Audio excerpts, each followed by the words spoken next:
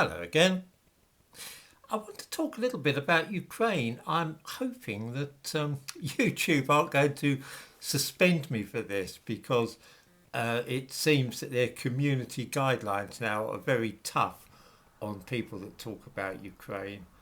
Just to make it plain, I'm not denying that there is a war raging in Ukraine, nor am I denying that Russia has invaded or anything of that sort. I acknowledge freely that Russia has invaded Ukraine and that a war is being waged and people dying. So, as long as YouTube are aware of that, I should be off the hook.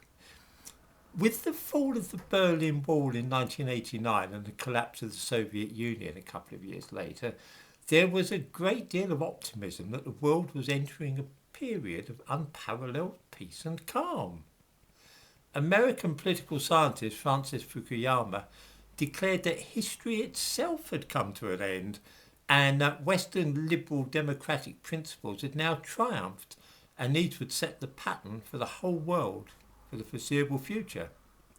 This sounds so bizarrely optimistic, not to say raving mad these days, that it's hard to see how anybody could have made such a fat-headed claim even 30 years ago. Fukuyama is an intellectual, which may go some way towards explaining it. Since that time, we have of course seen the unstoppable rise of Islamist fundamentalism, together with many other undesirable trends. The modern world is not noticeably more secure or peaceful than it was during the Cold War.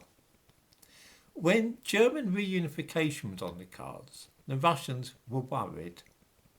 They were worried that NATO would start stationing forces in what had been East Germany, and they were assured absolutely this was not the case.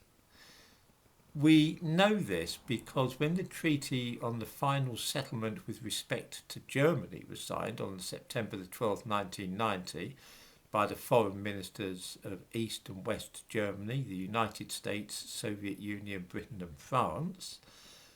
That, by the way, was essentially the end of the Second World War. The Second World War didn't really end in 1945, it lingered on until 1990. That's another story.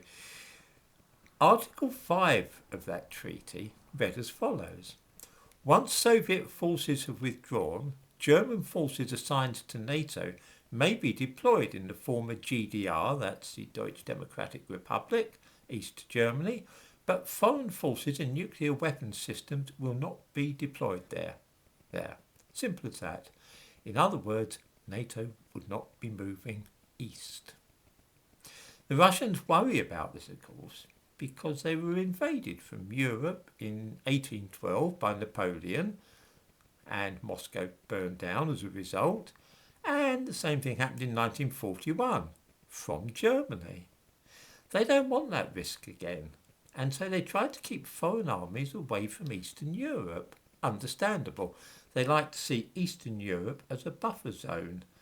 They don't want possibly hostile armies poised right on their border, and I can understand why that is. Anyway, it was understood that NATO would not try and move in on Eastern Europe. In 1999, Poland, Hungary and the Czech Republic were all admitted to NATO. So NATO forces were now right on the border of Russia.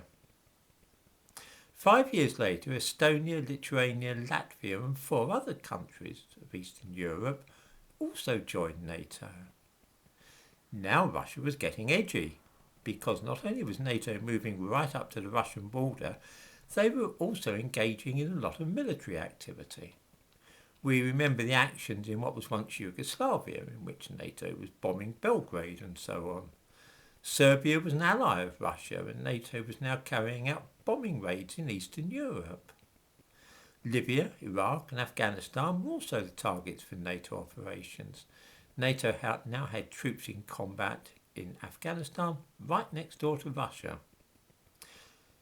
You can see how all this might have made the Russians a little bit edgy. It might have made them a bit ticked off. They really didn't want NATO to be operating right on their borders, understandably.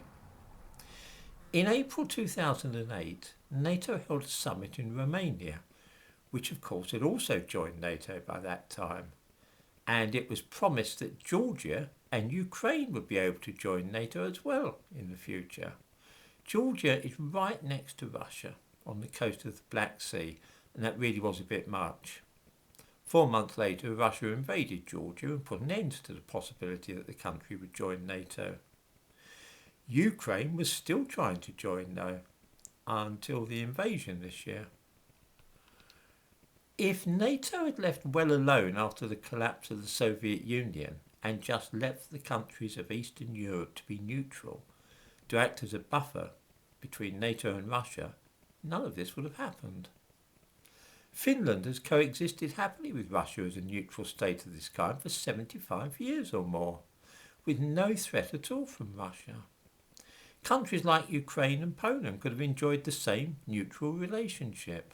By joining the Western camp and either becoming members of a military alliance founded to oppose Russia or trying to join that military alliance, nations like Romania, Hungary, Estonia and so on have really declared themselves to be opposed to Russia. It was hardly to be expected that Russia would allow Georgia or Ukraine, countries right close to the Russian heartland, to have American and British troops stationed in them. NATO is at least as much to blame for the war in Ukraine as Russia is.